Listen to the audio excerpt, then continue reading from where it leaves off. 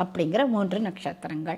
3 நட்சத்திரங்களில் ஏதாவது இவங்களுடைய லக்னமாக இருக்கலாம், ராசியாக இருக்கலாம், இல்லை இவங்களுக்கு ஃபேவரபிளான ஒரு பிளானட் பொசிஷனாக இருக்கலாம். இதெல்லாம் கஸ்டமைஸ்டாக தான் பார்க்க முடியும். பொதுப்படையாக இதுக்கு மேலே என்னால் சொல்ல முடியாது. அதனால் நான் இது வரைக்கும் நிறுத்திக்கிறேன்.